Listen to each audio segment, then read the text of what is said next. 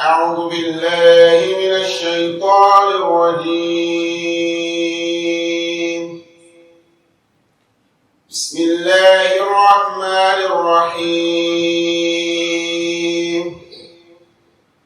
يسبح لله ما في السماوات وما في الأرض الملك القدوس العزيز الحكيم.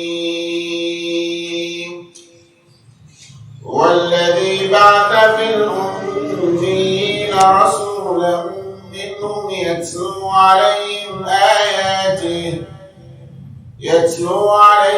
آياته ويزكيهم ويعلمهم الكتاب والحكمة وإن كانوا من قبل لفي ضلال مبين.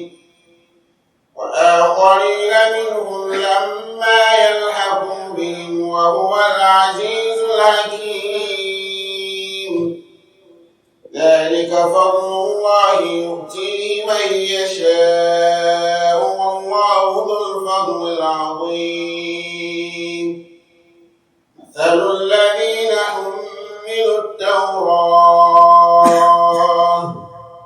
ثم لم يحملوها كمثل الحمار يحمل أسفارا بئس مثل القوم الذين كذبوا بآيات الله والله لا يهدي القوم الظالمين. قل يا أيها الذين هادوا إن زعمتم أنكم أولياء لله من دون الناس تمنوا الموت إن كنتم صادقين ولا يتمنونه أبدا بما قدمت أيديهم والله عليم بالظالمين. قل إن الموت الذي تفرون منه فإنه ملاقيكم ثم تردون إلى عالم الغيب والشهادة فينبئكم بما كنتم تعملون. يا أيها الذين آمنوا إذا نودي للصلاة من يوم الجمعة فاسعوا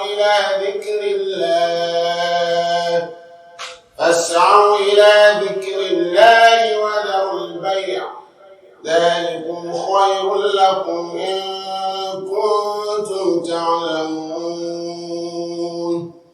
فإذا قضيت الصلاة فانتشروا في الأرض وابتغوا من فضل الله واذكروا الله كثيرا لعلكم تفلحون. وإذا رأوا تجارة أو لهوا انفضوا إليها وتركوك قائمة قل ما عند الله خير من اللهو ومن التجارة والله خير الرازقين. كلا إذا بلغت التراقي وقيل من راق